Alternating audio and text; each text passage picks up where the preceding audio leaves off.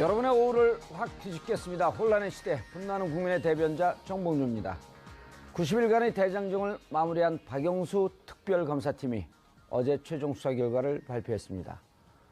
성의 없는 수사와 성과로 최고의 특검이란 찬사를 받았죠. 하지만 미완의 수사로 남게 돼 국민들께 고개 숙인 특검팀, 못다한 이야기가 많아 보였습니다. 그래서 어렵게 모셨습니다. 박영수 특별검사팀의 이전 특별수상을 모시고 특검 못다한 이야기, 뒷이야기에 대해서 말씀 나눈 시간 마련했습니다. 3월 7일 화요일 정봉주 품격시대 시작합니다. 모든 혐의의 중심에는 박 대통령이 있음을 분명히 했는데요. 사상 최악의 국정농단 사건을 맡아 역대 최고의 성과를 낸 박영수 특검팀. 꼭 한번 만나고 싶다는 열화 같은 성원에 품격시대에서 어렵게 모셨습니다. 박영수 특검팀의 에이스 특별수사관, 박영수 특검의 오른팔 이정원 변호사 자리하셨습니다. 반갑습니다. 네, 안녕하십니까. 예, 이정원입니다. 딱 가오가 특별검사 같아요. 예. 자, 그리고 이제 물 빠질 때 됐죠. 헌재 특검 전문 변호사 노영 변호사님 자리하셨습니다. 네, 안녕하십니까. 예, 좀 아쉽죠. 아니요, 괜찮습니다. 물 빠질 예. 때가 됐으니까. 근데 어제 무슨 찌라시가 돌았다고요? 예, 어제 예. 그 헌재 탄핵 그 결과와 관련한 찌라시가 하나 돌았는데요. 예. 각하 두 분, 그러니까 재판관이 8분이잖아요. 각하 2분, 뭐 기각 3분, 인용 3분 이런 식의 결과가 나올 것이다. 예. 라는 내용으로 그 소문이 돌더라고요. 오늘 방송 보고 그 헌재에서 그렇게 결론 내면 어떡하죠? 글쎄요. 예, 이 변호사님 수고하셨습니다. 네. 예, 보람 있으시죠? 그렇죠. 뿌듯하죠. 어떻게 합류하게 됐어요? 어, 특별수사관으로 합류하신 거죠? 네, 그렇습니다. 예. 예. 박영수 변호사님이죠. 박영수 특검하고는 제가 한 5, 6년 전부터 같이 일을 했고요. 같은 법무법인에서 같은 형사팀에서 같이 일을 했고 그렇기 때문에 특검님 임명되면서 뭐 박영수 변호사님이 남아라 준비해라 이렇게 하시니까 이의 제기를 할 수 있는 상황이 아니었습니다. 예. 제가 하나 첨언해드리면은 예전에 대한변호사협회 사업이사를 이정원 변호사가 했거든요. 사업이사. 예, 제가 그때 대변인 하고 있을 때였는데 예. 그때 그 박영수 변호사님이 그 세금 지자체 낭비 특별위원회라고 대한변협에서 만든 그 위원회가 있어요. 예. 그 위원회 위원장이셨고 그 일을 이정원 변호사가 거기 밑에서 같이 했거든요. 그래서 그때 일을 너무 잘해서 예. 특별히 찍으셨죠. 아하. 예, 그래서 이제 사업이사면 그 손범규 변호사도 사업이사 출신 아닌가요? 네, 아마 그럴 겁니다. 예, 여러 부류가 있습니다. 예. 손범규 사업이사는 국회에서 공청회 할 때, 네. 이건 탄핵 사유다 이렇게 얘기했다가. 그건 최명성. 최명성. 네, 예, 죄송합니다. 최명성. 네, 최명성 법제이사. 법제이사. 예. 그거 좀 틀린가요? 사업이사하고? 네, 사업이사랑 법제사랑 틀립니다. 예. 네, 법제사가 상당히 높은 자리입니다. 그리고 이제 그런 연으로 들어가셨는데, 네네. 어쨌든 이번에 특별검사 그 팀이 절반의 성공이라고 그랬고 점수를 물어보니까 한 30점이다. 네. 이렇게 또 겸손까지 살짝 예. 보여주시고. 30점. 글쎄요. 그러니까 전체 수사 대상 저희가 예. 각종 사회적으로 굉장히 많은 의혹들이 벌어졌었고 그 의혹이 있는 사건 중에 한 30% 정도만을 수사해서 저희가 기소를 한 것 같아요. 예. 그러니까 그런 의미에서 본다고 한다면 한 20점, 30점 이 정도밖에 안 되겠죠. 예.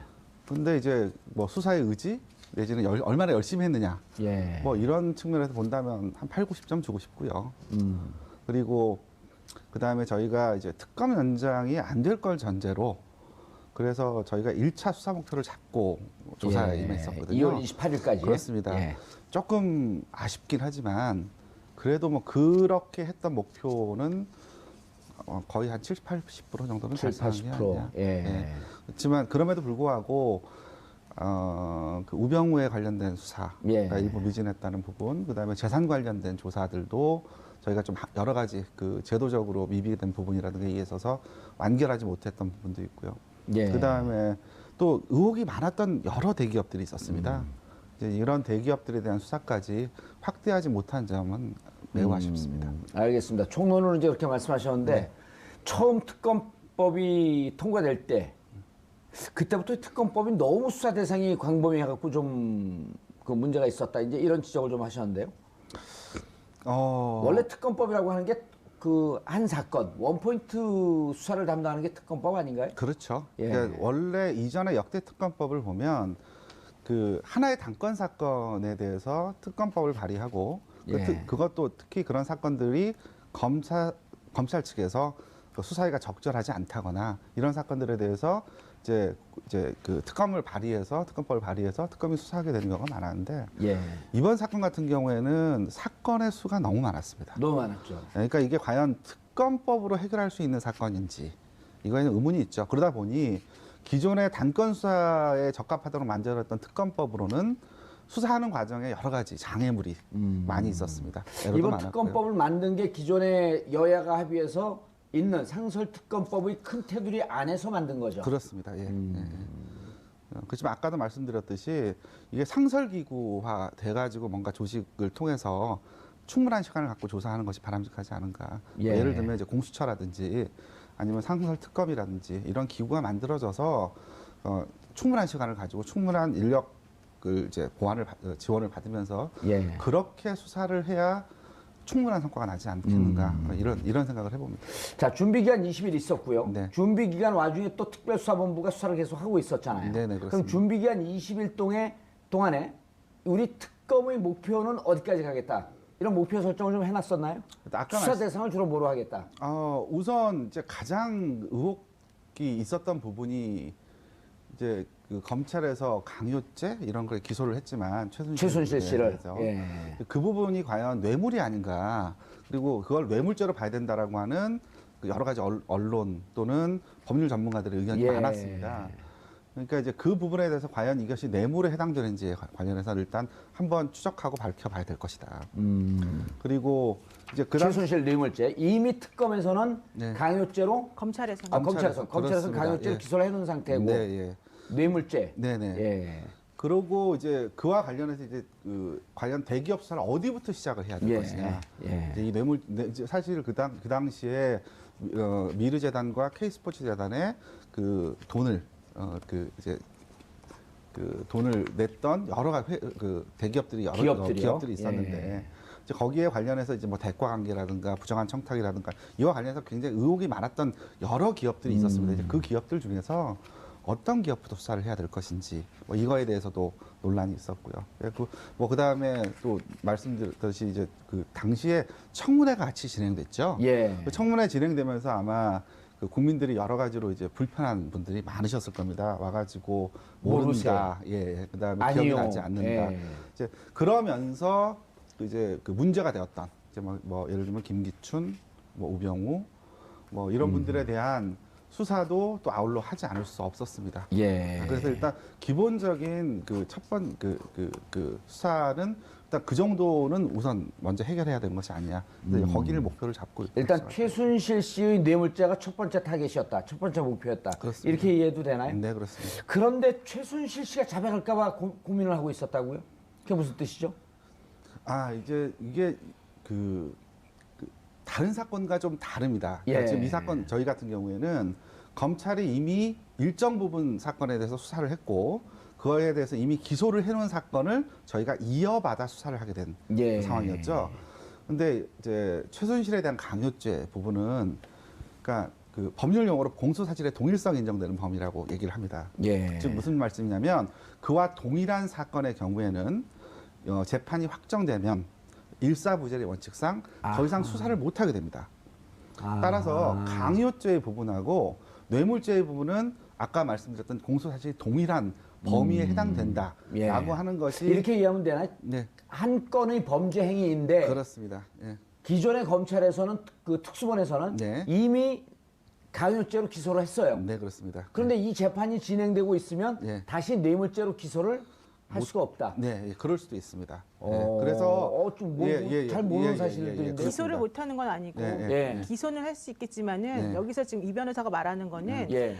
기소를 못하냐 하나의 문제가 아니라 만약에 재판으로 강요라고 하는 것을 최순실 씨가 인정해 버리면 재판이 끝나버리지 않습니까? 예. 그러면 다시 똑같은 절차를 못하도록 되어 그러면 있는 거예요. 일사부재리 원칙. 예, 그런 걸 말하는 거죠. 오, 예. 그래서 그래서 재판이 진행되다가 네. 최순실 씨가 자백으로 그냥 끝내버리면 예, 제가 강요한 거 맞습니다. 그리고 항소를 안 하게 되잖아요. 그렇게 되면 검사는 항소할 이유가 없죠. 자백해버렸으니까. 그러네. 근데 최순실 씨는 본인이 그냥 인정했으니까 항소를 안 하면 확정이 되잖아요. 예. 확정되고 나면 다시 똑같은 범죄 행위에 대해서 다른 이름으로 기소하면 안 되잖아요. 그래, 당신이 이 건에 대해서 처벌을 받았기 때문에 형이 그렇습니다. 확정됐기 예, 때문에 예, 예. 다시 뇌물죄로 기소한다라고 하는 것은 일사부재리 원칙에 위배된다. 그래서 예전에 검찰이 그런 식으로 좀 봐준 예가 있어요. 예를 들면 A라고 하는 사람이 범죄가 큰 범죄명으로 원래는 기소가 돼야 될 건데 한 건인데 같은 건인데. 네, 같은 내용이죠. 예, 같은 근데 내용인데. 작은 범죄명으로 먼저 아예 평을 확정시켜 버리는 거예요. 그러고 나면 아무리 큰 건으로 이 사람 처벌하고 싶어도 못 하잖아요. 이미 재판이 끝났으니까. 그 사건에 대해서. 그런 식으로 혹시 될까 봐. 야, 걱정을 근데 했다는 수사를 거죠. 하면서 그러니까 자백을 할까봐 걱정을 한다? 이런 거 사실 모르고 있었던 일 아니에요, 우리가. 아이러니하죠. 예. 최순실 씨한테 고마워해야겠네요.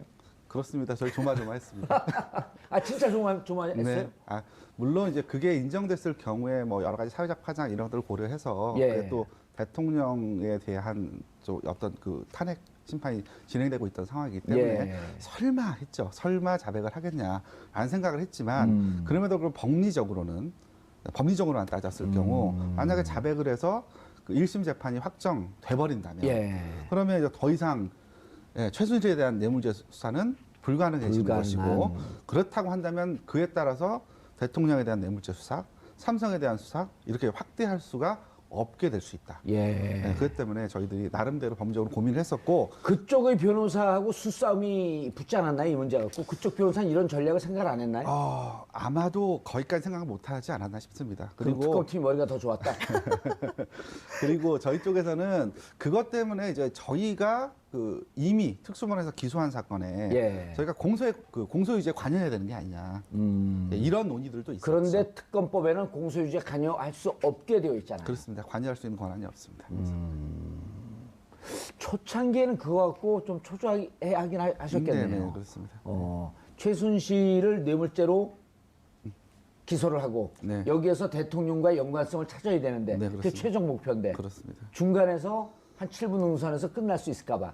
그렇죠. 그러니까 가장 중요한 혐의자가 예. 뇌물죄로 처벌을 받지 않는데 수사를 확대한다는 건 또 그 공평의 원칙을 좀 반할 수가 있고 필요적 공범 원칙 때문에 그런 그렇습니다. 것도 있죠. 뭐라고요?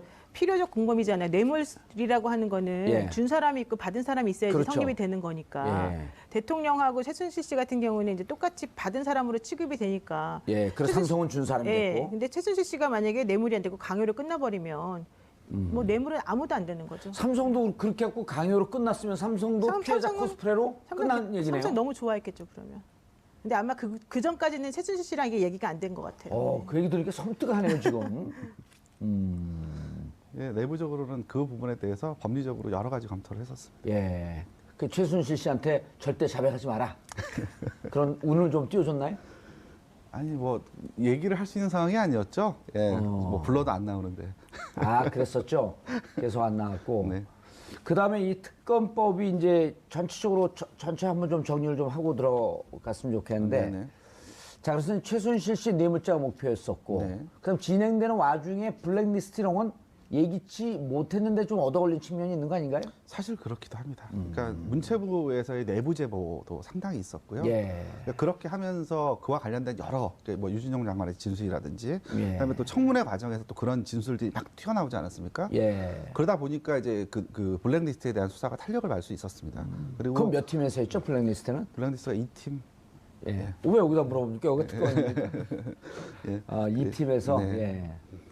그래서 이제 그 수사가 이렇게 진행이 그러니까 되다 보니까 어떤 문제가 생겼냐면 그러면 이 부분은 혹시 특검의 수사 대상의 범위에 해당되느냐? 그러니까 특검법 2조에 보면 1호부터 15호까지 특검이 수사할 수 있는 대상 범위를 정해놨습니다. 정해놨죠. 그러니까 특검은 그 범위 이외의 사건을 조사를 못해요. 그리고 그렇게 수사한다 그러면 그 자체가 위법 수사가 되는 것이고요. 그걸 통해서 얻은 증거들도 증거 능력을 인정받기는 어렵습니다.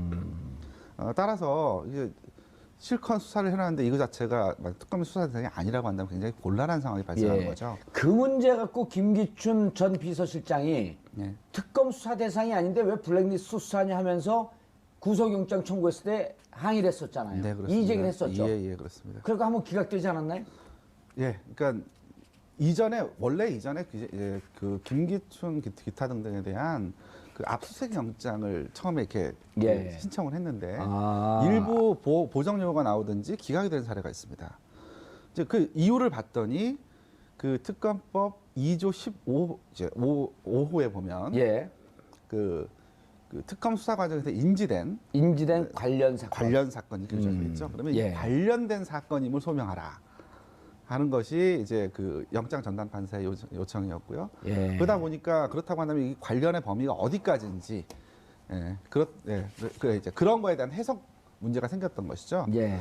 뭐 특검법 내부에서는 뭐 충분히 이 수사를 하는 과정에서 관련된 사건이라고 저희는 이제 보고 수사를 했는데 이제 그 부분에서 뭔가 약간 제동이 걸리니까 브레이크가 걸리니까 이 부분에 조금 더 저희가 더 연구를 했었습니다. 예. 그랬고 블랙리스트 수사는 이후에 이제 이런 내용을 알았는지 김기춘 전 실장이 이건 특검 수사 대상이 아니다라고 특검법상 이제 그 부분을 다투는 이의 제기하는 규정이 있거든요. 그거에 따라서 법원에 이의 신청을 했었고 법원은 함의적 범위 안에서 관련성 있는 사건이라고 하는 그 개념을 쓰면서 블랙리스트 사건도 관련 사건에 해당된다. 그래서 수사 대상 범위에 해당된다라고 해서 논란을 정리를 했습니다. 예. 노 변호사님, 네. 그 특별수사본부에서 넘기면서 너무 이제 이게 한 4개월이 한 400년은 흘러간 것 같아요. 너무 사건이 많아갖고. 네, 맞습니다. 진짜 언제 수사했었는지 그러니까요. 기억이 가물가물해서 이 얘기 기억나세요? 정호성 비서관 핸드폰에서 네. 녹음 파일이 나왔고 네. 음성 파일이 나왔고 이 음성 파일을 서너 개만 들어봐도 깜짝 놀랄 것이다라고 하는 네, 기사가 맞아요. 나왔는데 검찰은 부인을 했고. 네, 그때 그랬죠. 그때 10초만 들어보면은 뭐 대한민국이 예. 난리 날 거다 이런 식으로 말했었었죠. 예. 이 얘기가 사실이었나요? 아니면은 그냥 유머였었나요? 루머였었나요? 유머가 아니라 루머. 아, 깜짝이야. 아니, 그런데 이제 그 관련되는 들어보셨어요? 예, 들어봤습니다. 깜짝 놀랐어요, 10초 만에?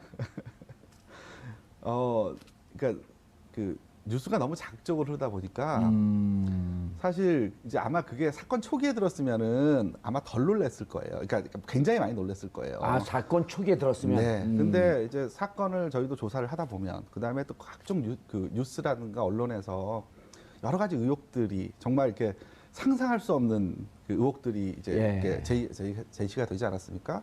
또 일부는 또 사건의 상당 부분은 또 인정이 저희가 이제 예, 확인하고 도움이 됐고 있고요. 또. 예, 예. 도움이 되기도 했고요. 그러다 보니까 이제 그게 이제 갈수록 이제 센데 적응이 된다고 그런가요? 나중에는 그 정도는 뭐 충분히 할 수 있겠다 하고 이렇게 쉽게 승부가 하더라고요. 뭐 하다가 이제 사실 특검 수사를 하면서 주말 촛불에 나오는 시민들의 숫자, 이 열기 이런 거 신경이 안 쓰이진 않았죠. 아무래도 신경이 안 쓰이진 않죠. 예, 신경이 쓰입니다. 특히나 언론에서 예. 또는 뭐 그 특검 앞에서 당장 이제 그 탄핵 찬반 시위가 벌어지거나 그건 이제 중반 넘어가서 1월 말 2월 초쯤이었었죠. 그렇습니다. 예, 뭐 그렇게 된다고 하더라도 특검 쪽에 신경 안 쓸 수가 있나요? 예, 밖에서 스피커로 계속 소리가 들리고 예. 창문 열어놓지 못하고 당장 불편하니까. 특검 이 파견 검사, 특검보 이제 이 팀이 네, 냉정하게 사건을 들여다봤을 거 아닙니까? 네, 네, 그런데 어쨌든 사람들이 모인 집단인데 네. 11월 중순 이때쯤 되면 이제 100만이 넘었단 말이에요. 그 집회 나오는 네, 분들이. 네. 그분들이 언론을 보고 정말 이럴 수가 없다. 이게 나라냐라고 하면서 심지어는 대통령 하나 뽑아놨더니 무슨 편의점이냐 1+1이다. 이런 얘기까지 하면서 이제 거리로 시민들이 쏟아져 나왔는데 수사 과정에서 정말 이럴 수가 있을까? 이렇게 공분을 느끼는 그런 사건들이 있었나요? 제가 이제 그 아무래도 예. 특검에서 직접 수사를 또 담당했었고 예. 관여했던 입장에서 구체적인 사실에 대해서 제가 사실 좀 말씀드리기가 좀 곤란합니다. 예. 또 일부는 구체적인 사실을 말씀하시라고 나왔는데. 또 일부는 아직 그 기소되지 않은 뭐 대통령도 예. 그렇고 기소되지 않은 또 피의 사실이 될 수도 있고 이렇기 때문에 그렇죠. 이제 뭐 말씀드리기가 좀 어려운 부분이 좀 있습니다. 알겠습니다. 예, 다만 이렇게는 말씀드릴 수 있습니다. 지금 현재 기소되어 있는 사건 보다 국정농단이든 각종 기업의 인사 그 농단이든 예. 인사 개입이든 그런 것들은 매우 광범위하게 이루어진 것으로 특검을 확인하고 있습니다. 아, 광범위하게. 그래서 언론에 확인이 된 것만 언론에 노출되거나 이렇게 나올 수밖에 없지만 그 내용이 훨씬 깊고 광범위한 것으로 확인을 했다. 네.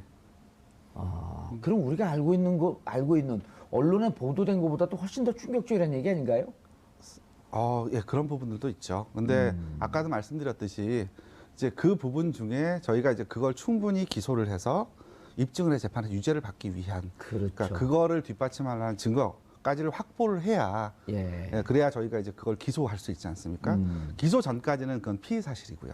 그렇죠. 예, 그렇기 때문에 저희가 실제로 들여다보기도 했고 또 확인도 했던 팩트들도 있지만 그런 부분들을 방송에서 다 말씀 못 드리는 그렇죠. 건 아쉽게는 자, 일단 최순실 씨는 기소를 했죠. 네, 그렇습니다. 최순실 씨 기소했고, 그다음 삼성 이재용 씨 기소했고, 네. 우병우 전 수석 기소 못했고, 네. 요 기소된 분들 혐의를 중심으로 좀 얘기를 좀 해보시죠, 그러면. 네, 네, 그렇게 하시죠. 대통령은 아직 기소를 못했죠. 네. 할 수가 없죠. 네. 불소추의 특권이 있으니까 일단은. 네, 네, 그렇습니다.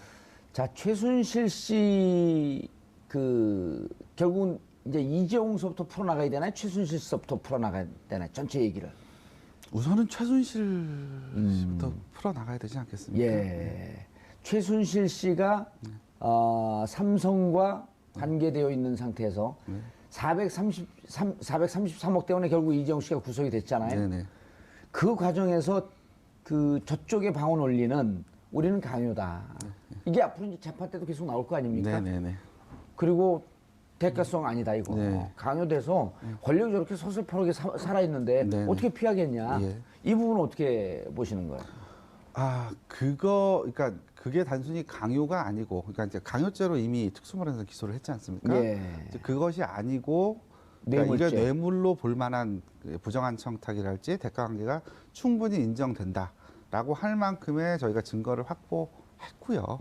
했기 때문에 저희가 기소를 한 것이죠. 예. 네. 그러니까 그렇다면 그와 관련된 부분은 향후 이제 재판이 벌어지면서 그러니까 실제로 그 강요죄로 기소했던 특수본 이미 기소했던 사건들 중에서도 그 그러니까 공소장 이외에 그 재판정에서 각종 증인들이 하는 증언들 보면서 아마 국민들께서 깜짝깜짝 놀라신 부분들이 많을 거예요. 예. 그걸 통해 또 아마 또 새롭게 밝혀진 부분도 굉장히 많을 것이고, 그러니까 또 그 수사 로직상 또 저희가 카드로 또 갖고 있어야 되는 부분도 있기 때문에 그러니까 제가 이 자리에서 그런 구체적인 내용까지를 다 설명을 드릴 수는 없습니다. 예.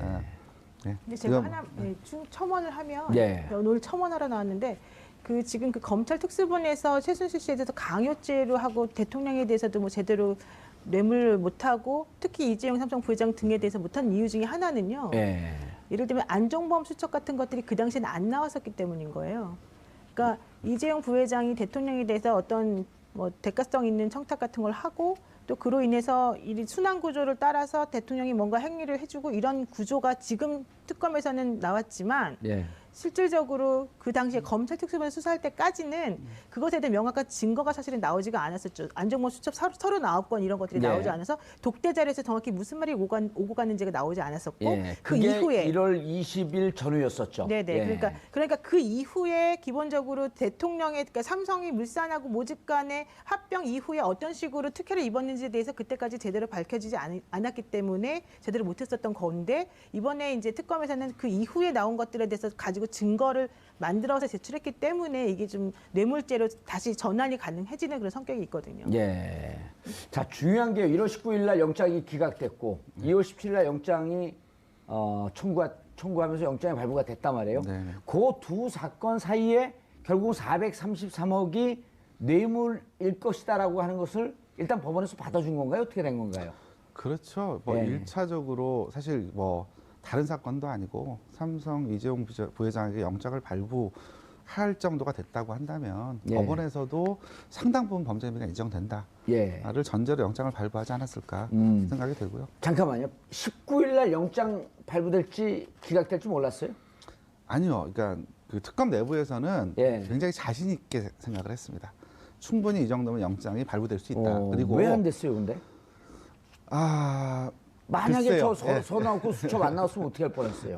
그 법원의 판단이니까 예. 사실 그거에 대해서 글쎄 예를 들면 그 구속영장이라고 하는 거는 법원의 최종적인 판단이 아니지 않습니까? 예. 이제 구속을 해서 그걸 가지고 계속해서 수사를 더 해보겠다라는 것이거든요. 그렇죠. 근데 영장이 안 나왔으니까 내부적으로는 그러면 그냥 영장이 안 나온 대로 뭐 불구속 기소하자. 불구속 기소하자 뭐 이런 그 논의도 있었지만 그 삼성에 관련된 수사가 되게 중요했던 거는 다른 대기업들에 대한 수사보다 굉장히 수사가 특수본에 많이 되어 있었고 그와 관련된 특수본에서 그렇습니다. 예. 그러고도 이후에 또 새로운 관련 그 증거라든가 증언들이 또 많이 나왔고 더 추가적으로 더 예. 많이 확보가 됐고 이제 이런 이걸 통해서 전체적으로 이게 뇌물죄가 충분히 되겠다라고 하는 그 판단을 하고 그걸 통해서 이제 그 각종 증거들을 더 보완하지 않습니까? 예. 예, 그래서 전체적인 기업 수사, 특히 뇌물 수사에 대한 기본 틀이 만들어진 거예요. 그러면 이 틀을 가지고 이후에 나머지 대기업들도 기본적인 이 프레임을 가지고 앞으로 수사할 수밖에 치고 들어가면 없을 되겠구나. 겁니다. 예, 예. 그렇습니다. 따라서 그런 틀을 전체적으로 만들다 보니까 시간이 많이 걸렸고요. 예. 또 혹시 그래서 뭐 앞단에서도 이제 그 1차 영장 기각되고 나서 뭐 다른 대기업 수사로 넘어가자는 등 뭐 이런 여러 가지 논의가 있었음에도 불구하고 특검 내부에서는 다시 영장을 치자. 예. 예, 다시 그 좀 더 단단하게 뭔가 우리가 여기서 그 영장이 기각된 것이 만약에 범죄 혐의가 충분히 소명되지 않은 것이라고 한다면 그것들을 보다 더 보완해서? 보완하고 예. 탄탄하게 준비를 더 해야 되는 것이 아니냐, 예. 수사를 더 해야 되는 것이 아니냐 이렇게 돼서 이제 계속 더 수사를 하고 예. 영장 제청을 하게 된 것이죠. 알겠습니다. 그런데 네. 노 변호사님, 네. 헌재를 객관적으로 보는 입장에서 39건 수첩 안 나왔으면 어떻게 할 뻔했어요? 헌재를 특검을 아니 특검을 예, 아하 그러면 어하고 알아들으세요 그냥. 헌재하고 특검 왔다 갔다 해 죽겠어. 근데 이제 39건이라고 하는 거는 사실은요. 예. 상당히 그 객관적인 증거로서 증거 가치가 상당히 높은 것이거든요. 또 그렇게 증거 가치가 있으니까 감춰놨잖아요. 그러니까요. 예. 그래서 만약에 그게 나오지 않았다면 어쩌면 이번에 2차 영장도 혹시 발부가 안 될 수도 있었겠다. 이런 생각도 사실은 조금 해봤습니다. 저는. 그러니까 특검 내부에서는 자신했다라고 했었는데요. 1차 영장 청구했을 때 기각이 된 것에 대해서 처음엔 납득을 못했다가 다시 심기일전 해가지고 한 거거든요. 근데 박영수 특검이 어제 예. 보도를 하면서 보고를 하면서 뭐라고 했느냐 하면은 어제가 아니라 지난번에 기자간담회를 하면서 했는데 뭐라고 말했냐면 1차 영장 청구했을 때 기각이 안 됐더라면 법원에 가서 재판하면 무죄 나왔을 가능성이 있다. 이렇게 말했거든요. 증거가 더 예, 보완이 예. 안 됐기 때문에 예. 그러니까 만약에 오히려 잘 됐다. 그렇죠. 그래서 그 수첩이 어허. 없었다 그러면은 아마도 영장이 발부 안 됐을 가능성도 조금 있고 예. 또 재판에 가도 특검이 그렇게 승소를 기대하지 못했을 가능성도 좀 있어 보이거든요. 의미 있는 얘기네요. 그 얘기가. 네, 그러니까 박영수 특검이 그때 이제 특검이 끝나고 28일 예. 끝나고 기자간담회를 이제 어떤 중국집에서 했는데 예. 그때 당시에 그런 말씀을 하시면서 오히려 전화위복의 기회가 되었다 이런 얘기를 하셨죠. 그래서 19일 날 그냥 영장이 발부가 됐으면 요쯤 갖고 재판했었으면 그렇죠. 예. 공소 유지하는 과정, 재판하는 과정에서 깨졌을 수도 있을 그렇습니다. 터인데 예, 예. 오히려 잘 됐다. 이때 기각이 되면서 보완하고 39건을 찾을 수 있는 계기가 돼서 이젠 재판 한번 해볼 만하겠다. 네, 그렇습니다. 그리고 39건이 왜 나왔냐면은 그 블랙리스트 수사하다가 나온 거 아니겠습니까? 아니요, 그거는 박채윤 씨 수사다 나왔어요. 그건 제가 더 잘 알죠. 저기서 고개 끄덕거렸는데. 그래요? 아닌데 그 박채윤 씨 이렇게 된 거 아니에요? 19일 날 기각되고 네. 조금 그 풀이 죽어갖고 탁 하고 뭐 소주 한 잔 마실까 그러려고 그랬는데 금주령 내려서 소주 못 마셨잖아요. 집에서 혼자 몰래 마셨어요? 말려 들어가지 마시고 제 질문에 대답하시죠. 술을 좋아하실 것 같은데. 솔직히 말씀드리면 혼납니다. 아니 그래서 그때 정황이 예. 19일 날 기각된 다음에 그날 아침 7시에 회의를 했다고 하지만 언론에 나와 있는 건 특검 내부에서 고성이 오갔다. 이런 얘기가 있었거든요. 내부에서 왜 이 그 미르케이 스포츠재단 돈까지 다 이 뇌물로 해갖고 이거 기각되냐. 그냥 저쪽 그 코레스포츠 비덱스포츠에 쏴준 78억만 하지. 이런 논의와 이거 다 했었어야 되는 논의와 양쪽이 부딪혔다 그러는데 그건 사실인가요? 여기서 이제 고성이 오갔다는 말씀은 예. 커피를 타오냐 안 타오냐 이것 때문에 고성이 오간 거예요? 아니요. 그러니까 사실 내부적으로는 그 토론이 굉장히 자유로운 분위기였습니다. 그래서 이제 그 검사님들 거기에 참여하신 검사님들이라든가 예. 실제 수사하셨던 검사님들 같은 경우에도 굉장히 자존심도 세시고요. 예. 그다음에 제가 아마 평생 만나본 그 독한 분들은 거기서 다 본 것 같아요.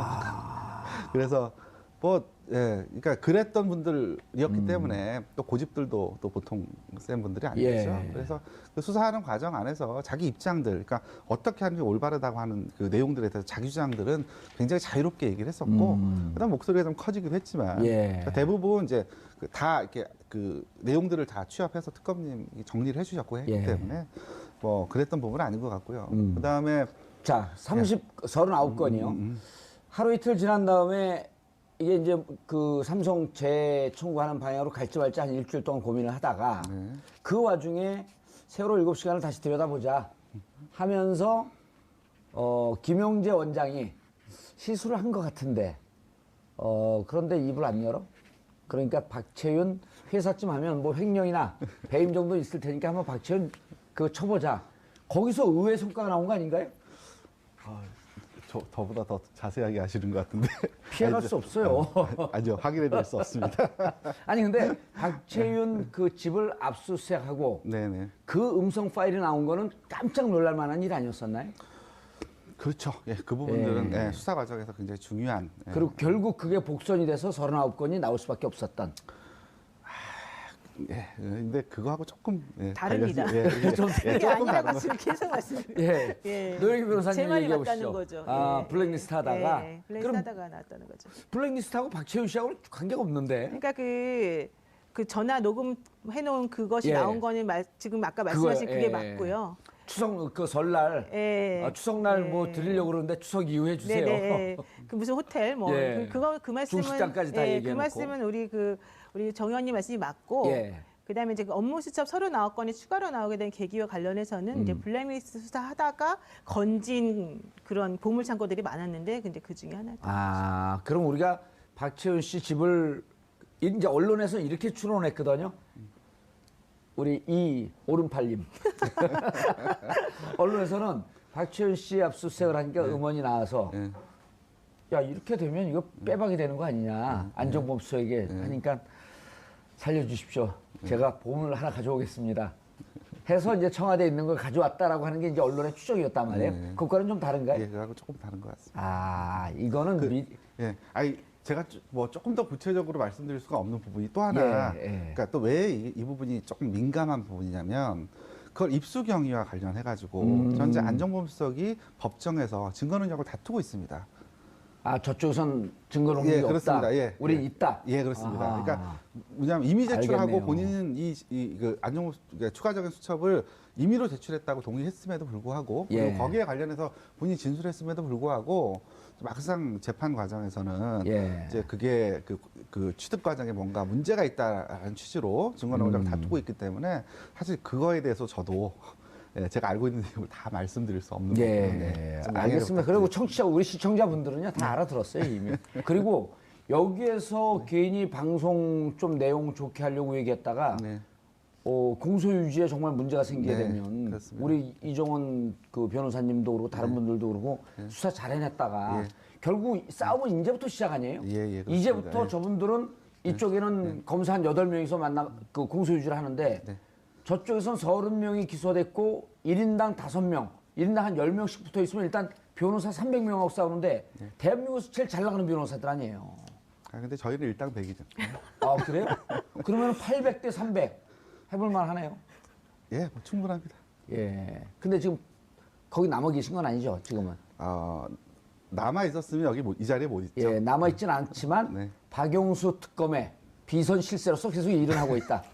아 그건 아니고. 예. 예, 예. 알겠습니다. 우리가 2부 들어가면 이제 박근혜 최순실 공모에 대해서 얘기를 좀 해봐야 되는데 네, 네. 최순실 씨라고 하는 사람의 캐릭터에 대해서 많은 분들이 궁금해해요. 네. 레이저로 쏩니까? 아, 직원들이 보고 뭐 이렇게 쓰러졌다는 얘기들이 뒷얘기들이 있던데. 예. 저도 예. 저희 직원들이 실제 쓰러졌어요? 직원들이 엘리베이터 타고 이제 올라가다가 예. 이렇게 서로 눈이 마주쳤답니다.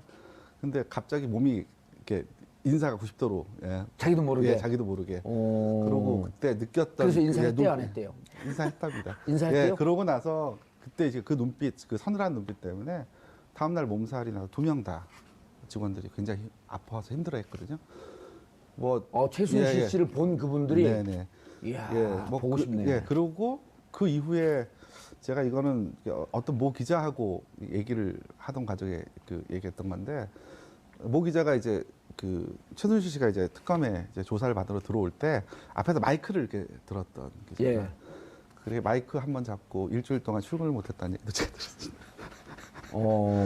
그런 기운이 있을 것이다. 혹은 이 뭐 아버지 때부터 사이비 종교라고 하는 이런 선입견 때문에 그런 건 아닌가요? 그건 제가 이건 뭐 과학적으로 설명할 수 있는 부분은 아닌 것 같고요. 그냥 이렇게 그냥 그런 일이 있었다. 뭐 그냥 이렇게 서로 돌아가면서 우스갯소리로. 근데 본 우리들끼리 하는 분들이 내용이죠. 서늘한 기운이 느껴진다 이런 얘기들은 해요? 네, 본인들은 그 얘기를 하더라고요. 최순실 씨 보고 싶죠? 한번 만나보고 싶네요, 진짜. 예. 아니 우리 노영희 변호사님은 그렇게 따뜻한 기운이 느껴지는데.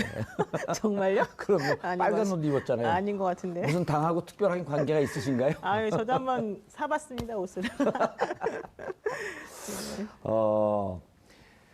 최순실 씨하고 장시호 씨 네. 이런 내용도 좀 궁금한데 재판 과정에나 이렇게 오다 가다가 두 분이 만났잖아요. 예, 가급적이면 그래도 이렇게 서로 스치지 않도록 저희가 배려를 했죠. 배려했는데 어쨌든 재판장 헌재에서도 만나고 만났단 말이에요. 그럴 수 있죠. 네. 장시호 씨는 이제 우리가 방송에서도 특급 도우미, 특급 귀요미 이 이제 언론에 나왔던 표현이에요. 네. 저희가 만든 게 아니고 실제 수사하는데 많이 도움이 됐나요? 예, 실제 수사하는데 도움이 많이 됐습니다. 그리고 성격도 굉장히 그예 지나가는 모든 사람들한테 아주 웃으면서 활짝 웃으면서 즐겁게 인사를 많이 했고요. 그 다음에 본인이 그러니까 사실 특검에서 조사받는 모든 피의자에 대해서 사실 본인들이 원하면 웬만하면 저희 쪽에서 다 배려를 해줬습니다. 배려를 했죠, 예. 뭐 아까 말씀드렸듯이 그건 제가 법무부 자주 다녀와봐서 잘 사실 압니다. 예 누구든 아이스크림을 사달라고 했으면 저희는 사줬을 겁니다. 예, 근데 거기 조사받으러 오신 분들이 쉽게 그런 말씀 잘 못하시거든요. 예. 근데 그 장시호 씨 같은 경우는 뭐가 먹고 싶고 뭐 좀 사다 주시면 안 돼요? 이렇게 해맑게 웃으면서 얘기하니까 예. 그럼 그건 예비비에서 사줬나 아니면 개인 돈으로 사줬나? 다 개인적으로 뭐 거기 변호사들도 있고 그런데 개인적으로 가서 그 하나 예. 궁금한 게 있는데 이재용 씨는 왜 냉장고 문을 본인이 열었나요? 그거 어떻게 아세요? 그거? 아, 저 진짜 궁금해서 물어보는. 이재용 씨 같은 경우 굉장히 그 젠틀하다는 소문이 많았어요. 제가 직접 조사를 해본 건 아니기 때문에 냉장고 예. 열어서 뭘 먹는 예. 거 절도죄 아니에요? 추가되는 거 아니에요? 아, 이게 묵시적 승인이라고 있습니다. 양해 되면 괜찮습니다. 예. 아니, 그러니까 저희가 이제 그 필요하시면 냉장고에 음료수 있으니까 드셔가면서 하시라고 말씀을 드리거든요. 조사하는 과정은.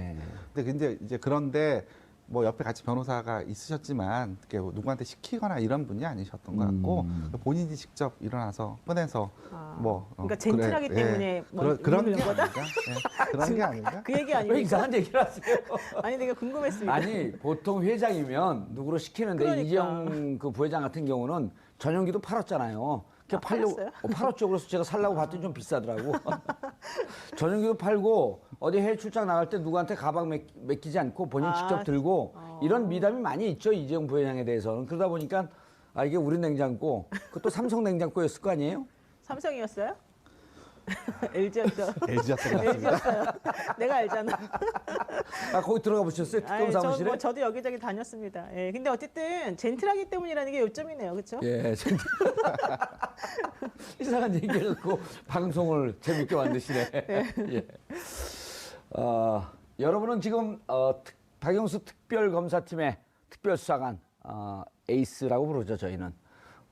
그리고 한쪽에서는 박영수 특검의 오른팔이라고도 부릅니다. 이정원 변호사 만나고 계십니다. 한 발 더 깊이 들어가는 시사분석. 여러분은 지금 생방송으로 진행하는 정봉주의 품격시대와 함께하고 계십니다. 일부 해보니까 어때요? 좀 얘기 말씀하시면서 재밌어요? 네, 예. 좀 편해지네요.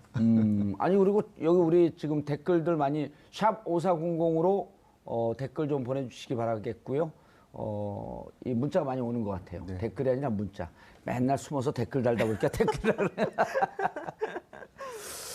그런데 노 변호사님, 네. 특검에 대해서 잘 알고 계시면 궁금한 거 없어요, 특별히? 저는 뭐 대강 알아서 그렇게 궁금한 건 아니고 예. 궁금한 걸 여쭤보면은 피의 사실 공표가 되기 때문에 또 못 물어보겠고 좀 그러네요. 아니, 제일 핵심이 대통령과 최순실의 공동 지갑이라고 하는 표현이 이번에 처음 나왔거든요. 그래서 공모해서 그다음에 경제 공동체 이걸 결국은 입증하느냐 입증 맞습니다. 못하느냐가 이 사건의 핵심 아닌가요? 그게 가장 핵심이어서 이정환 변호사가 특히 예. 그 부분에 집중을 하고 왔거든요. 최순실 씨의 국내 재산 파악과 예. 해외 재산 파악하는 팀이 있었었는데 그들을 총괄해서 어떤 식으로 수사를 했고 어떤 식의 어려움과 장애가 있었고 아하. 그걸 극복 못해서 이번에 그걸 못 집어넣고 이런 얘기들을 좀 들어봐야 될 것 같습니다. 예. 그건 피해 사실 공표가 아니잖아. 안 놓으니까. 근데 앞으로 수사 범위이기 때문에 그것도 얘기하면 안 되나요? 예, 많이 그거보다도 예. 예, 일단 그거는 피의 사실이라기보다는 사실 확인에 가깝습니다. 그러니까 특검법 안에는 최순실 등 그 관련자들에 대한 어떤 재산, 예. 혹시 그 재산 의혹, 비리 의혹 관련된 부분에 대해서 저희가 조사를 하는 항목들이 들어 있고 그래서 수사 대상의 범위에 포함되어 있습니다. 그렇고 그다음에 이제 언론에서는 뭐 최순실의 재산이 무슨 몇 조다 예. 하는 이제 의혹 제기 보도도 계속 되어 있었고요. 근데 이제 저희가 그래서 이제 저희가 특별수사관 국내팀 5명, 그다음 해외팀 2분, 예. 그것도 역에 세 명이 예, 3분. 예, 그래가지고 그 역의 탈세 전문가까지 영입을 해서 회계사까지 영입을 해가지고 한 8분이서 이제 수사를 진행을 했죠. 예. 거기 물론 그 따로 그거 전체로 맞는 그 전체 총괄하는 그 수사관님은 따로 계셨고요. 예. 근데 이제 그 조사가 진행되는 과정 안에서 여러 가지 그 한계에 부딪혔어요. 무슨 말씀이냐면 최초의 이제 최태민의 재산 형성 예. 과정을 조사를 하는 과정 안에서 일부 이제 등기부등본을 확인해서 이제 그 땅들이 이제 쭉 이렇게 나눠져서 팔려 나갑니다. 그러면 이제 그 이후에 추적들을 계속해 나갈 텐데 이게 명의만 쫓아가는 것은 큰 의미가 없어요. 결국 그 땅을 팔고 그걸 통해서 현금화를 시키지 않습니까? 예. 그러면 결국 계좌거래 내역이라든지 또 아니면 그 당시에 이제 그런 것들이 어떤 방식으로 혹시 탈세라든가 이것 때문에 문제된 국세청에 소득 신고를 한 내용이라든지 예. 이런 것들을 저희가 그 자료를 받아야 어떤 일정한 조사라든가 분석이 가능하거든요. 그렇죠. 근데 저희가 이제 그거를 국세청과 금감원에 그 자료 요청을 했습니다. 근데 그쪽에서 모두 거절당했어요. 협조가 안 됐습니다. 그쪽에서는 얘기하는 건 개인정보에 해당되기 때문에 영장을 받아오라는 건데 영장을 저희가 청구하기 위해서는 그 영장의 범죄 사실을 특정을 해야 됩니다. 그렇죠. 아무 범죄 사실이 그렇죠. 없는데 이거 갖고 그런데 자료 달라고 할 수는 없잖아요. 근데 그 범죄 사실이라고 하는 게 이미 공소시효가 지난 1970년대 후반, 80년대 예. 이와 관련된 부분의 범죄 사실을 저희가 적시할 수가 없죠. 그렇게 쓴다고 하더라도 영장이 발부가 안 됩니다. 따라서 결국 그와 관련된 부분에 조사의 한계에 부딪힐 수밖에 없었어요. 아, 예. 이게 중요한 포인트네요. 네. 예. 만약에 나중에 혹시나 다시 특검법이 발의가 된다면 그 부분에 대한 어떤 그 입법적인 해결이 분명히 있어야 될 거라 생각이 듭니다. 예. 그래야 네.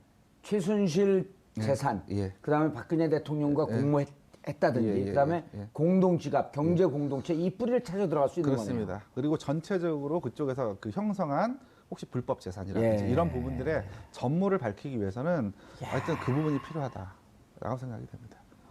그리고 이 부분은 저희가 일단 기본적인 전체적인 외곽 정도는 저희가 그려놓은 것 같아요.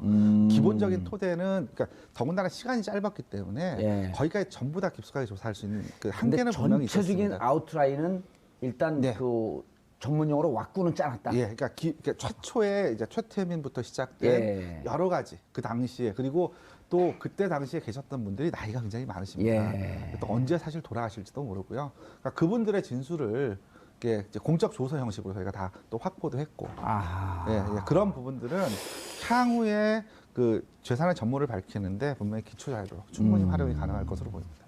이게 이제 그 저희가 며칠 전에도 그런 얘기를 했는데 네. 결국은 최순실 재산 그리고 이제 이게 경제 공동체라고 한다면은 박근혜 대통령의 재산 네. 그리고 이제 80년대 형성되는 과정 이것이 범죄가 소명이 되면 특별법을 통해서 박근혜 최순실 게이트 재산 환수 특별법 뭐 이제 물론 이게 위헌적 요소를 좀 다퉈봐야 되겠지만 그렇게까지 만들어 갖고 그 재산을 환수하지 않으면 결국은 이 악의 뿌리는 부활한다 이런 지적들 많이 하고 있거든요. 네, 그렇습니다. 근데 그게 92년도 금융실명제 시행되기 이전까지도 추적이 가능한가요? 그러니까 일정 부분은 이제 공문서 기록 형식으로 예를 들면 국세청에서 조사했던 자료 같은 경우는 국가기록원이나 뭐 이런 데 이첩돼 있을 수도 있고요. 예. 따라서 그 뭐 전체를 다 받기는 어렵겠지만 어쨌건 그 일단 저희가 요청했던 자료들은 그래도 금융기관이 갖고 있을 거라고 판단해서 요청했던 자료들이니까요. 야, 저 무척 중요한 포인트네요. 되게 우리가 중요하죠. 보통 재산은 지금까지 추정만 했었고 어느 정도 있을 것이다라고 의혹만 했었는데 이 재산의 뿌리를 찾아간다. 그럼 뿌리를 찾다 보면 결국 공동지갑이라고 하는 것을 예. 다 밝혀낼 수 있을 그게 거 바로 아니에요. 이제 뇌물죄가 성립되느냐 마느냐의 가장 중요한 전제가 되는 건데 예. 그 전제가 되는 것에 대해서 그러니까 수사를 많이 해놓고 이걸 마지막으로 확인하려고 지금 요청을 했는데 자료를 안 줬다는 거지 않습니까? 예. 그러니까 결과적으로는 그 부분에 대해서 사실은 더 이상 할 수 있는 부분이 없게끔 만들어 놓은 지금 맹점이 있는 거죠. 이 상황에서. 예. 변호사님, 그러나 그럼에도 불구하고 네. 장충동 집을 팔아서 네. 삼성동 집을 샀다? 네. 그리고 그때 최순실이 그 집을 대신 그 엄마가 와서 집을 대신 샀다라고 하는 문제 하나. 네. 그다음에 옷값을 대납해줬다라고 하는 것. 네. 어쨌든 지금 공동지갑의 근거라고 하는 것을 그 두 개를 제시하고 있는데 네. 2007년도 대선 때 이 네. 문제가 그 논의가 됐었어요. 네네. 그때는 이제 친이 쪽에서 어디까지만 물어봤냐 하면 자 이게 그 다른 박근혜 당시 후보의 다른 실세 세력들이 있나 이 정도까지만 갔지 이 돈이 어디서 왔나 이런 등등까지는 관심이 없었거든요. 그때도 6억짜리 집을 팔고 어떻게 10억을 사면 4억은 어디서 왔습니까? 네네. 이걸 물어봤었단 말이에요. 네네. 근데 이번에는 그 부분에 대해서 이게 전체가 최순실의 재산, 박근혜 재산이다라고 하는 거에 대한 확신은 있었던 건가요? 네, 그렇습니다. 예, 그와 관련해서는 저희가 공인중개사까지 직접 불러가지고 예. 저희가 수차례 조사를 해서 일정 부분 저희가 확인한 부분이 있기 때문에 그리고 사실 그 집뿐만 아니고 예. 그 외에도 그러니까 저희가 현재로서는 다 밝힐 수 없는 그러니까 이후에 저희가 정식으로 기소가 된다면 방송 욕심이 있으신 것 같아. 다음에 또 나오려고. 예, 그런 부분이 있다. 예, 그런 거와 관련해서 추가적으로 아마 법정에서 일부 예. 또 그 아마 그 충분히 예, 그 나올 겁니다. 예, 저도 저희가 이제 그 내부적으로는 그러니까 어느 범위까지 저희가 오픈할 수 있는지에 대한 내부적인 가이드라인이 있기 때문에 예, 그리고 또 제가 또 그 방송에 나가서 또 잘못 얘기해서 현재 그럼요. 예. 특검 수사에 또 노를 끼칠 수는 없는 부분이 있기 때문에 그 부분 좀 양해를 부탁드립니다. 알겠습니다. 다음에 이제 조금 또 세월이 지나서 이와 같은 사건이 있으면 그때는 이제 예, 그러면 제가 속 시원히 말씀드릴게요. 그때 이제 수사관이 아니라 특검 보루 갈 그런 준비를 하고 계신다. 아니 농담이고요. 네. 그런데 자 이제 공모 얘기를 좀 해봐야 돼요. 미르재단, K스포츠 재단, 박근혜 최순실 공모 해서 이 작업이 진행됐다. 특검에서 그렇게 보고 있는 거 아니에요? 네, 그 부분에 대해서 좀 설명을 해주시죠. 그 부분도 지금 현재 저희가 이제 특검에 그 공식적으로 보도한 그 자료 같은 거 보면 그러니까 최순실하고 수차례 계속해서 통화한 내역이라든지 예. 이런 부분들이 남아 있습니다. 물론 그거 이외에도 특검 쪽에서는 좀 더 구체적인 또 그 이외에 또 구체적으로 그런 부분들을 진술했던 분들에 대한 증언들을 확보하고 있지만 역시 예를 들면 저희한테 유리한 증언을 해줬던 분들에 대해서 상대방에서 또 그 증언들을 또 뒤집기 위해서 또 다른 일을 또 벌일 수도 있는 것이기 때문에 어떤 진술을 누가 어떻게 했다 하는 내용까지 그러니까 모든 걸 말씀을 드릴 수가 없어요. 사실 그래서 수사 그 저희가 조사하는 과정에서 가장 조심하고 주의했던 부분이 그 수사기밀 누출이었고 이것이 이제 이제 피의자들한테 넘어갔을 경우엔 대책을 세울 수 그렇죠. 있으니까. 그렇습니다. 방어 논리가 그렇습니다. 만들어지고. 그것 때문에 사실 굉장히 조심스러운 부분이 있습니다. 아직 일부 기소되지 않은 분들 계시고요. 그다음에 또 이런 부분들이 앞으로 또 이게 또 현재 검찰이 이거에 대해서 계속 또 수사를 할 예정이고 그래서 그 부분들 아주 제가 구체적으로 말씀드릴 수 없는 부분에 대해서 자 제일 중요한 게 국민들의 공분이 있는 게 네. 저도 이제 우병우 수석 네. 국정조사 나오지 않을 때 제가 이제 국민 현상 수배를 해갖고 네. 그 셀프 수배자를 만들었거든요.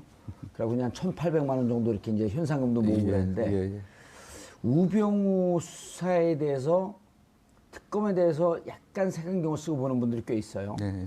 결국은 특검도 우병우 영향력에서 자유로울 수 없었던 거 아니냐. 심지어는 윤석열 특검이 학교로는 6년 선배고 네. 그리고 연수원 기수로는 4년 후배인데 특수부에서 오랫동안 수사를 하면서 선배님 그러고 모셨던 우병우 수석을 과연 제대로 수사할 수 있었겠느냐. 이런 의혹의 눈초리에 대해서는 어떻게 생각하세요? 우병우 건에 대해서. 뭐 제가 개인적으로 여쭤봤습니다. 예. 네, 별로 안 친하시답니다. 아, 우병우 수석하고요? 일단 윤선열.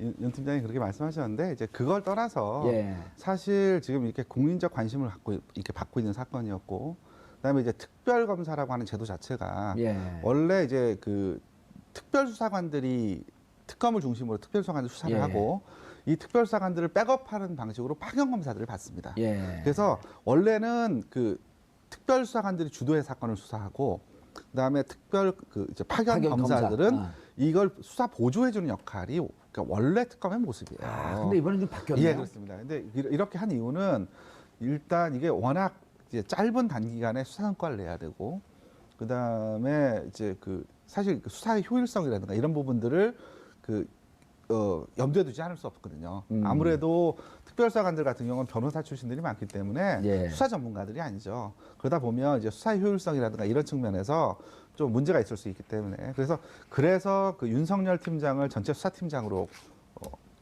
없는 직책 아닙니까? 그렇죠. 원래. 없는 직책이죠. 그래서 그게 거의 특검 보하고 비슷한 지위를 준 거죠. 그렇습니다. 그렇게 하고 그다음에 전체 파견 검사들을 총 지휘할 수 있도록 이렇게 권한을 줬기 때문에 그래서 이제 그래서 파견 검사들한테 힘이 실려서 이번 수사가 진행된 건 맞습니다. 그리고 그 부분이 지금 짧은 시간에도 불구하고 상당한 수사 성과를 낼 수 있었던 것도 분명합니다.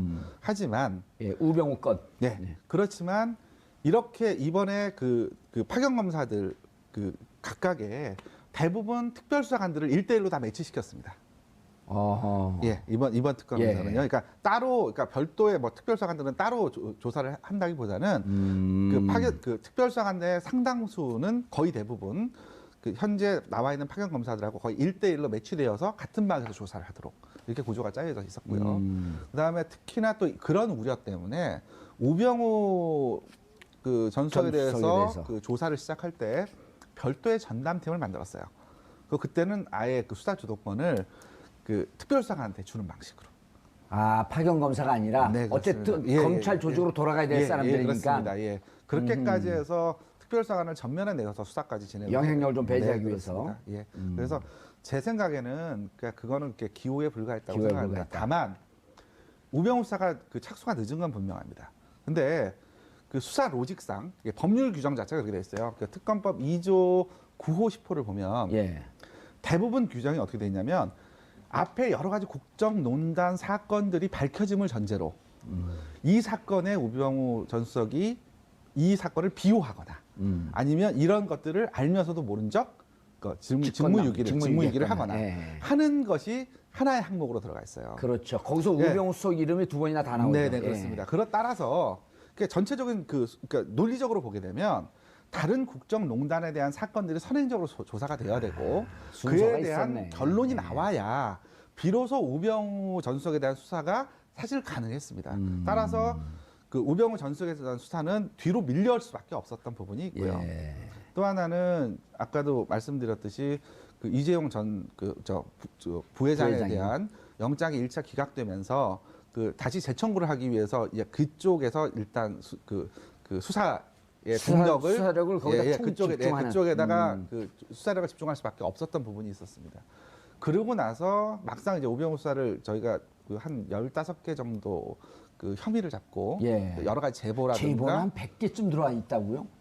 제보는 굉장히 많았습니다. 근데 그 제보 중에 사실 저희가 이게 팩트로 확인할 수 있는 부분 아닌 부분 다 정리하고 상당히 신빙성이 있다라는 걸 중심으로 저희가 한 15개 정도를 준비를 했는데 그 중에 일단 저희가 특검 수사 대상 범위에 해당되는지 이제 그게 예. 아닌 부분들을 제외할 수밖에 없었고요. 아하, 예, 15개 중에. 그렇습니다. 예. 그렇습니다. 그러다 보니까 이제 혐의는 있지만 그 부분은 저희가 조사할 수 있는 대상이 아니기 때문에 배제할 수밖에 없었던 부분도 있고요. 그 다음에 이제 마지막으로 아까 말씀드렸듯이 민정수석으로서의 직권남용, 그죠? 직무유기 이와 관련된 부분을 조사하려고 하면 결국은 그 민정수석이 직접 시행하는 것보다는 밑에 있는 민정수석실에 있는 여러 행정관들이나 파견검사를 통해서 일을 진행을 할 겁니다. 이분들에 대한 조사를 진행을 해야 되는데 결국 특검 연장이 되지 않을 분위기다 보니 안 나오죠. 카운트다운이 예. 시작되는 거 아니겠습니까? 그러다 보니까 결국 그분들은 현재로서는 참고인 신분에 불과한데 예. 참고인으로서 소환을 하려고 해도 그분들이 여러 가지 이제 핑계를 대면서 이제 소환에 불응하면 특검으로서는 조사할 수 있는 방법이 없는 거죠. 예. 예, 결국 그 부분에 대한 조사가 완결되지 못했던 부분, 이제 그게 저희는 이제 그 우병우 전 수석에 대해서 영장을 청구하고 그것이 발부되었다면 그 탄력을 받아서 거기까지 갈 수 있을 거라고 생각을 했는데 예, 선후 관계를 좀 바꿔서 생각을 했죠. 예. 근데 결국 나중에 영장이 기각되는 걸 이제 나중에 다시 이제 거꾸로 저희가 이제 회고를 해보고 이제 분석을 해보니까 그 부분에 대한 조사가 먼저 선행적으로 좀 되었더라면 영장이 발부되지 않았을까. 우병우를 중심으로 한 그 외곽 라인을 먼저 수사를 네, 하고. 그렇습니다. 예. 그런데 네. 노 변호사님 네. 궁금한 게 있어요. 정호성 구속시켰단 말이에요. 문고리 3인방이라고 이미 권력 초반부터 소문이 나 있던 안봉근 이재만은 그렇게 구속시키기가 힘이 들었었나요? 혐의가 없었나요? 그들도 그 직권남용 등의 혐의를 찾으면 찾을 수 있었을 텐데 그 처음에 이 사건이 불거졌을 때 대부분의 이 법조계에서는 정호성, 안봉근, 이재만, 정윤회까지 구속을 해야지 이 뿔을 뽑을 수 있다. 이런 얘기들이 많이 돌았거든요. 근데 이번 특검 같은 경우에는 아주 확실한 거 아니면 사실은 어떻게 넘기기도 힘들고 함부로 액션을 취하기가 매우 힘든 상황인데요. 예. 정호성 비서관 같은 경우에는 실질적으로 이제 문서나 기밀 자료 같은 것들을 넘긴 그런 증거들이 나와 있으니까 예. 그거 관련해 가지고 뭐 기소하거나 뭔가 하기가 좀 쉬웠지만 안봉근이나 이재만 비서관 같은 경우에는 사실 그런 행위가 그들의 이름으로 겉으로 드러난 게 진행된 게, 없었고 예. 그거 이외에 이번에 그 이영찬 행정관 같은 경우도 영장 청구했다 기각된 예를 그렇죠. 보듯이 예. 안봉근 이재만에 대해서 그런 안봉만이라 식으로 그래요. 그냥 둘이 붙어서 안봉만. 그런 식으로 했었다라면 오히려 더 모양새가 안 좋아졌을 가능성도 사실 있는 것으로 기각이 보여요. 됐으면. 그러니까 기각 여부를 떠나서 그들에 대해서 조사를 해도 이걸 명확하게 그들의 범죄를 형법상의 어떤 이름을 지어서 의율하기가 사실 쉽지가 않았고 예. 그것에 대해서 입증을 해서 뭔가 재판에까지 넘기기가 마땅치 않은 부분이 많이 있었다는 거죠. 그러니까 그게 바로 정호성과의 그 차이점이었던 것 같습니다. 알겠습니다. 이 변호사님, 네. 이 국정농단 사태가 세상에 얼굴을 드러낼 수 있었던 시기는요. 네. 어찌 보면 2014년 11월 세계일보가 보도했을 때, 네. 그 보도가 나오고 난 다음에 이것이 이제 비선실세, 십상시 비선실세의 국정 개입, 네. 국정농단이라고 하는 거로 보도가 됐는데 네, 네. 이걸 슬그머니 기밀 유출 네. 하면서 이것은 국기문란이다. 이런 식으로 가이드라인을 주면서 그때 틀었단 말이에요. 이제 한간에 알려진 게 튼 것은 우병우 당시 그 민정비서관. 그런데 그때 정윤회가 출판물에 의한 명예훼손으로 고발을 한단 말이에요. 고소를 하죠. 네네. 고소를 하니까 중앙지검에서 특수 2부와 형사 1부에서 이거 진짜 명예훼손 맞아? 정윤회하고 여기 털어봐야 되는 거 아니야? 압수수색합시다. 하니까 야 어떻게 고소인을 압수수색을 하냐 하면서 누른 정황을 특검에서 파악을 하고 있었고 그렇다고 한다면 그때 당시에 이걸 누가 눌렀냐? 중앙지검 압수수색 해야 되는 거 아니야? 법무부 압수수색 해야 되는 거 아니야? 검찰, 김수남 검찰총장 압수수색 해야 되는 거 아니야? 라고 하는 논의가 나왔다고 하는데 그런 얘기 있었나요? 그러니까 그 특검 내부에서 예. 지금 그런 논의를 말씀하시는 예, 건가요? 검찰을 대상으로 해갖고 압수수색 들어가야 된다. 뭐 그런 신정을 쳐야 된다. 우선 그러니까 이제 그 시청자분들도 국민 여러분도 그렇고 예. 답답하니까 그 뭔가 이제 빨리 무엇인가 이제 그 강하게 액션을 취하는 거에 대해서 답답하니까요. 예. 그렇게 아마 많이 희망을 하시고 그러실 겁니다. 근데 수사라고 하는 것이 그러니까 그 원칙이 있고요. 절차가 예. 있고 그다음에 순서가 있어요. 그러니까 아까 말씀드렸듯이 예를 들면 이재만이나 안봉근과 관련된 분을 저희가 소환을 한다면 조사를 강력급적이면 한두 번에 끝내야 됩니다. 늘어지지 않게. 예. 왜냐하면 그분들도 한 번 올 때마다 이제 그 언론에서 스포트라이트를 받게 되는데 그 자체가 그분들한테 굉장히 또 피해가 될 수 있는 부분도 있거든요. 따라서 이제 그러려고 한다면 그런 분들을 한번 부르기 위해서는 사전에 그분들이 물어봤는데 이런 일을 했습니까라고 했을 때 나는 그런 적이 없습니다. 라는 대답을 충분히 반박할 만한 증거들을 저희가 확보를 하고 있어야 돼요. 그러니까 충분히 뭐 이렇게 됐을 거라는 단순한 개연성을 가지고 갖고는 소환해갖고 예. 아까도 말씀드렸듯이 뭐 이렇게 한 어떤 의혹이 있다라는 정도만 가지고 예. 당장 어디를 압수수색하자 이렇게 얘기할 수 있는 그 특별수사나 그 수사관이나 아니면 검사는 없습니다. 또 그래서도 안 되고시고요. 그러니까 결론적으로 내부에서는 그런 논의가 없었다는 거죠. 그런 논의가 없었다. 네. 예. 그냥 설에 불과했다. 네, 그렇습니다. 예. 우리들의 희망사항이었다. 희망사항이었고. 네. 자, 그리고 이제 궁금한 게 서슬퍼러던 박채윤 씨나 그다음 장시호 씨도 처음에는 국정조사 나오고 청문회장 나오고 그럴 땐 분노가 있었단 말이에요. 네네. 그리고 또 한동안 이제 이렇게 피해 다니다가 결국 뭐 잡히고 그랬는데 그분들이 이제 쉽게 얘기하면 무너졌던 시기 혹은 그분들이 수사에 협조했던 시기 요건 어느 때 그랬었나요? 특히 두 분 같은 경우 장시호 씨나 안종범 박채윤 씨 이런 분들이 수사에 적극적으로 협조했단 말이에요. 국민들은 박수를 치지만 어쨌든 본인들 입장에서는 이게 버티지 못해서 무너진 건데. 근데 대부분 특검에 소환되어 와서 예. 거의 대부분 많이 무너졌습니다. 그러니까 특검에서 소환하기 전에 예. 충분히 사전 조사와 그 무너뜨릴 수 있는 증거나 증술들을 확보한 상태에서 이렇게 불렀고요. 그러고 나서 들이대면 그리고 대부분 그렇게 하면 대부분 무너졌고요. 그리고 이제 그렇게 무너지면 곧바로 저희가 그러니까 이번에 다른 역대 특검보다 구속자가 많습니다. 그렇죠. 특히 이대 그 입시 비리와 관련된 그건 뭐 부분에 탈탈 털었죠. 대해서는 굉장히 그 구속자들이 많은데요. 그럴 수밖에 없었던 부분이 이분들이 이제 청문회 이게 사실 청문회가 그 특검 수사에 굉장히 또 그 도움이 됐던 건 분명합니다. 청문회에 가가지고 본인들이 일단 전혀 모른다 하는 위증들을 했고요. 그리고 실제 그걸 바탕으로 저희가 미리 조사를 하고 불러서 저희가 반박하는 자료를 내면 대부분 바로 그 즉시 무너졌습니다. 그러니까 처음에는 이제 부인을 하죠. 근데 이제 증거들을 하나씩 내밀면 이제 부인을 했거든요. 근데 그 얘기 자체는 뭐냐면, 그러니까 이제 본인들 자체가 이제 그게 결국 증거를 인멸하려고 한 우려, 그러니까 증거 인멸 우려, 그러니까 영장을 발부하는 청구하는 가장 기본적인 그 요건 중에 하나가 도주 우려나 증거 인멸 우려인데 그렇죠. 앞에서 위증을 했고 그다음에 그 위증, 그리고 검찰 처음에 특검에 와갖고 혐의 사실을 부인하고 부인하는 분들은 네. 이 증거를 인멸할 개연성이 있겠구나 이렇게 보이는 거 그렇습니다. 그렇습니다. 예, 그랬던 부분이 있었기 때문에 그 특검에서는 뭐 적극적으로 영장을 청구할 수밖에 없었던 것이죠.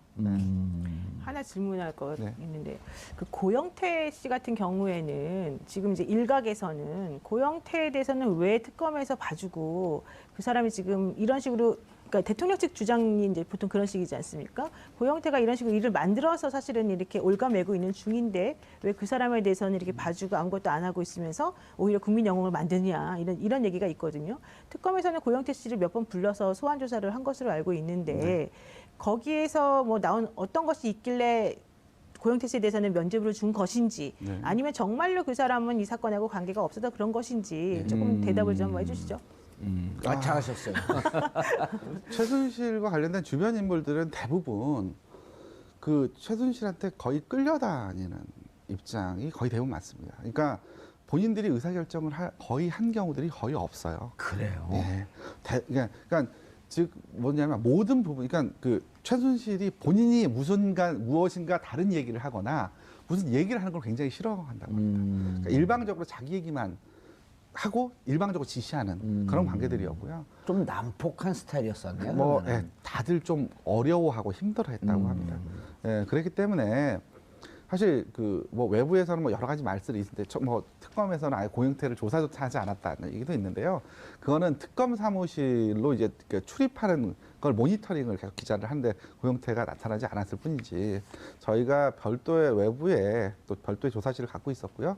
그걸 통해서 그건 합법적인 조사실이었던 네, 거죠? 그렇습니다. 예, 그렇게 해서 그걸 통해 가지고 저희가 뭐 이른바 안가라고 했죠. 그래서 그런 데서 그 뭐 저희가 충분하게 그런 부분들의 조사를 진행을 한 것으로 알고 있고요. 그리고 또 또 고영태 같은 경우에는 아까도 말씀드렸듯이 이 특검 수사를 통해 가지고 중요 행위자를 잡는 것이지 예. 그 전인망식으로 밑에부터 전체를 다 문제를 삼는 것이 특검 수사의 그 기본 스타일도 아니고 그다음에 이게 박영수 특검의 스타일도 아닙니다. 그러니까 이른바 그 수사에서 선의 굽다는 얘기는 가장 중요한 줄기를 잡고 그걸 중심으로 해서 목표를 향해 치고 나가는 거죠. 마찬가지로 이 수사에서도 사실 고영태는 밑에 있는 일부 하수인에 불과했고 거의 대부분 시킨 일을 했던 사람에 불과합니다. 그분이 밖에 나가서 조금 뭔가 서로가 사이가 틀어진 상태에서 뭔가 좀 다른 이런 일을 해볼까 하는 뭐 이런 얘기를 사석에 했다고 하여서 그것만 가지고 고영태에 어떤 혐의가 있다? 이렇게 하기 좀 곤란하지 않았나. 노승일 씨도 마찬가지 케이스일 네, 거고요. 그렇습니다. 그런데 중간에 이제 헌재에서 탄핵 와중에 이게 그 정규제 TV에 나와서도 이제 대통령이 헌재는 출석하지 않고 네. 1월 1일 그다음에 정규제 TV에 나오는 1월 말쯤 해서 이게 아주 잘 짜여진 오랫동안 잘 짜여진 각본에 의해서 엮인 것 같다. 그리고 그 핵심은 고영태가 최순실로부터 돈을 빼먹기 위해서 기획하고 있었던 거다. 이런 얘기가 흘러나올 때 특검은 어떤 분위기였었나요? 그런 부분에 대해서? 좀 영향은 받았나요? 아니요, 조금 어처구니 없다라고 판단했죠. 생각을 했죠. 그러니까 지금 저희가 수사를 하면서 여러 가지 드러난 상황이 많고 예. 사실 저희가 수사했던 내용은 극히 일부만이 언론을 통해서 좀 보도된 부분이 있고 그다음에 실제로 저희가 그거 이외에도 더 많은 그 의혹 사건들에 대해서 사실 이렇게 모자이크를 맞춰다가 일부 확인을 하고 있는 상황에서 글쎄 이거는 조금 대통령께서 그렇게 말씀하시는 거에 대해서 조금 의아하기도 하고 한편으로는 또 조금 황당하기도 하고 그랬죠. 별로 개의치 않았습니다. 자, 앞으로 특검 이제 공소 유지요. 아까 일당백이라고 했는데 그래도 쉬운 싸움은 아니죠. 네, 쉬운 싸움이 아닙니다. 쉬운 싸움 아니고 여기 파견 나갔다가 이제 돌아온 그 변호사분들 특별수사관으로 30명이 특별수사관으로 그 지원을 해갖고 특별수사관 역할을 했는데 본인들이 뭐 직접 이제 여기 특검팀에 지금은 이제 소속이 아니지만 공소 유지할 때 이렇게 뭐 개인적으로 또 돕고 이런 과정이 계속 되나요? 어떻게 되나요? 그렇게 하면 곤란하죠. 왜냐하면 그렇죠. 법적인 과정을 묻는 겁니다. 우선 이전까지는 이제 그 특검법 내에 이제 수사 기간 동안에는 그 뭐 특검보 그다음에 그의 특별수사관들까지 모두 다 겸직 금지 의무, 그다음에 영리행위 금지 의무가 규정되어 있습니다. 그리고 특검 기간 동안 그렇습니다. 그 수사 기간 동안요. 그리고 수사 기간이 종료되고 공소유지 체제로 전환이 되면 그러니까 단서에서 이제 그 규정을 해가지고 그 금지 의무, 그러니까 영리행위하고 겸직 금지 의무를 해제해 줬습니다. 근데 이번 특검만 유독 그 단서 조항이 없어가지고 겸직 금지 의무하고 영리행위 금지 의무가 계속 유지가 됩니다. 유지가 돼요. 따라서 변호사로 현업 복귀가 불가능합니다. 만약 특별수사관으로 그대로 남아 있으면 공소유지 팀에 남아 있으면 만약에 이제 그 규정이 그러니까 그 단서 조항이 있었다고 한다면 처음에 아마 특검보 인선을 할 때도 조금 더 쉬웠을 거예요. 그 규정 때문에 특검 수사 기간이 끝나고 난 다음에 변호사를 복직을 해서 변호사 업무도 하면서 여기 도와줄 수 있는 이런 규정이 됐으면은 즉 뭐냐면 이 수사 기간까지만 본인이 희생을 하면 결국 공소유지 기간 이후에는 본인이 변호사로 복귀가 가능하기 때문에 하면서 서포트를 하면 되기 때문에 뭐 그런 규정이 있었기 때문에 조금 더 그 인선을 하거나 이럴 때 훨씬 더 좀 이렇게 쉬웠을 쉬웠을 텐데. 텐데 그렇지 못했기 때문에 그때 특검보 후보 8명을 정하는데 굉장히 많이 애를 먹었습니다. 예, 그랬다 그러죠. 네. 예. 그리고 이후에 또 왜 하나 그렇게 만들어놨대요, 근데? 글쎄 모르겠습니다. 예. 그러고 그다음에 이번에 이제 이와 관련된 부분이 공소유지와 관련해서 왜 중요하냐면 예. 여기에 들어왔던 아까 말씀드렸듯이 그 특별수사관들이 각 검사실에 각각 붙어가지고 예. 같이 수사를 진행을 했거든요. 그렇죠. 따라서 이분들이 전력이 공소유지라는데 굉장히 중요합니다. 그렇다고 한다면 이분들이 이제 다시 변호사로 복직이 가능하도록 돼 있다면 이분들을 파트타임 형식으로 쓸 수가 있어요. 만약 네. 그 단수 조항이 있었으면. 예, 상근으로 그 전업으로 해서 이 일을 하는 게 아니고 예, 다시 그 원대 복귀를 하되 그 수사와 관련되는 그 그러니까 이게 재판이 진행될 때 그때 와가지고 몇 시간씩 와서 일을 좀 하고 관련되는 자료들을 챙기고 이렇게 하면서 의견서도 작성을 하고 예. 이렇게 하면서 공소유지에 도움이 될 수가 있었는데 지금은 그게 아닙니다. 안 되네. 그러니까 이제 복귀를 이제 그러니까 이게 아예 특검의 공소유지 팀에 남든지 예. 아니면 복귀하든지 두 가지 선택밖에 없게 되고요. 그다음에 이 복귀를 한 분들도 사실은 이제 그 특검에 남는 분들이 현재 공소유지 예. 팀에 남는 분들 같은 경우도 상당한 희생을 감수해야 됩니다. 그러니까요. 예. 그러니까 예를 들면 저 회사에서도 본봉도 다 따져봤어요. 예를 들면 고용 변호사 같은 분들 있잖아요. 예. 이제 그런 분들 같은 경우는 뭐 3개월 정도는 양해를 해줄 수 있습니다. 회사에서. 근데 앞으로 최소한 7개월 예, 아니에요? 그런데 이게 앞으로 이게 7개월이 될지 1년이 될지 또는 1년 반이 될지 알 수 없죠. 예. 다투는 이 재판 자체가 길어지고 또 그 피고인 수도 굉장히 많고 관련자들도 굉장히 많기 때문에 이와 같은 재판을 하다 보면 굉장히 오래 늘어질 수 있죠. 진행될 예. 수밖에 없습니다.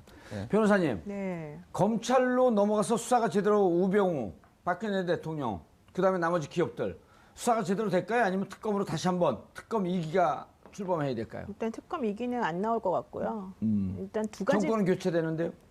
만약 교체가 된다면. 그렇다고 해서 이미 한번 끝난 특검을 다시 새롭게 하지는 않죠, 당연히. 그러니까 그건 아닐 것 같고 지금 질문하신 것과 관련해서는 두 가지 버전이 있죠. 예. 하나는 어차피 검찰 특수본에서 한번 다뤘던 거를 그렇게 해놨는데 다시 뭐 받는다고 해서 잘할까요? 못할 그런 것이다. 버전이 있고요. 이런 예. 버전이 하나가 있고 또 하나는 아니다. 이번에 오히려 실추된 명예를 회복하고 조직이 살기 위해서. 그렇죠. 특검에 비교하여 우리도 이렇게 잘할 수 있고 공정하게 일을 처리할 수 있다는 것을 보여주기 위해서라도 검찰 특수본 2기가 정말 제대로 된 성과를 낼 것이다. 이제 이 두 가지 예측이 있는데 검찰에서는 두 번째 예측이 본인들이 지금 생각하고 지향하는 목표다라고 얘기를 하고 있고요. 어허. 국민들의 입장에서는 첫 번째 예측으로 갈 가능성을 원천 봉쇄하는 게 맞겠다. 그래서 우리가 그렇게 하기 위해서는 앞으로 그 검찰 또 특수본에 촛불을 들어요? 예, 힘들어 뭐 죽겠어요.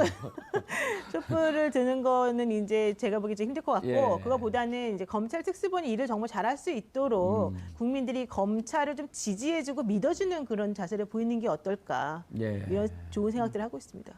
그런데 지금 노영희 변호사님께서 좋은 말씀을 하셨는데 지금 검찰총장이 대표적인 우병우 라인이라는 설이 있단 말이에요. 둘이 이제 뭐 그 상하 관계로 같이 일한 적도 있고, 네. 그리고 검찰총장 김순환 검찰총장은 2007년도에 이른바 이명박 쪽에 섰다는 설이 있고, 2015년 12월에 검찰총장 될 때 의아해했다. 그런데 됐다. 이 우병우가 작용한 거 아니냐 이런 설도 있고, 어떻게 생각하세요? 글쎄요, 뭐 검찰 내부의 인사 예. 과정까지 뭐 저희가 그러니까 우병우를 제대로 하겠냐? 우병우에 관련된 수사는 검찰에서 제대로 해야죠. 그러니까 무슨 말이냐면 이거는 결국 의지의 문제입니다. 지금 현재 파견검사 20명이 그 특검에 파견되어 와서 그분들이 중심적으로 그 수사를 했고 그래서 예. 일정한 성과를 냈습니다.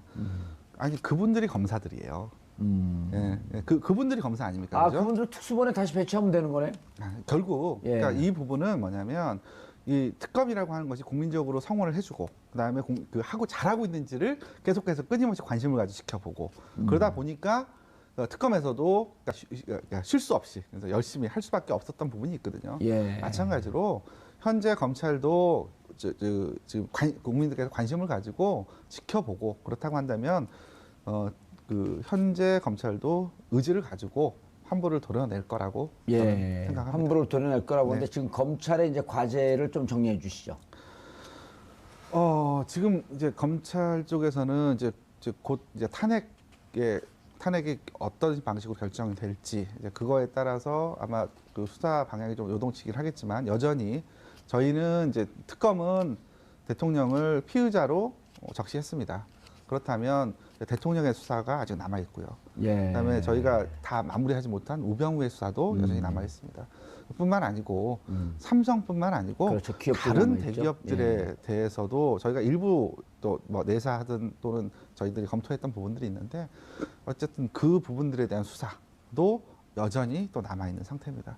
그래서 만약에 이 부분에 대해서 검찰이 제대로 수사하지 못한다면 그리고 국민이 납득할 만한 성과를 내지 못한다면 그러면 결국 뭐 이후에 제가 봐서는 장기적으로는 공직자 비리 수사처 같은 공직자 비리 수사처, 그렇습니다. 공수처죠. 예, 예. 그런 기구가 만들어져서 상시적으로 이런 것들을 감시하고 수사했으면 체제가 만들어져야 되는 것이 아니냐. 예. 단건의 특별검사를 그 법을 발의해가지고 해결할 예. 문제는 아닌 것 같다. 예. 알겠습니다.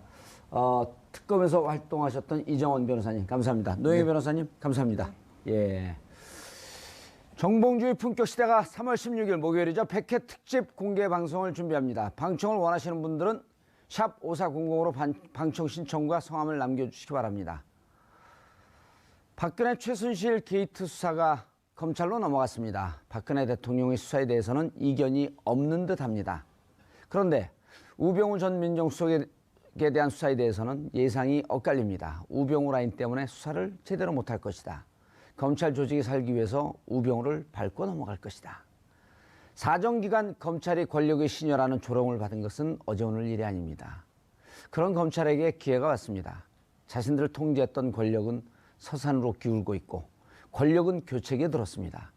이 권력 공백기에 뼈를 깎는 마음으로 다시 태어나길 기대합니다. 특검이 그 힘든 고생을 하면서도 국민들에게 사랑을 받았던 그것을 반면교사로 삼아야 할 것입니다. 우병우 눈치를 보는 검찰이 아닌 국민을 바라보는 검찰, 늦은 감은 있지만 그런 모습을 기대해 봅니다. 3월 7일 화요일 정봉주 품격시대 마치겠습니다. 감사합니다.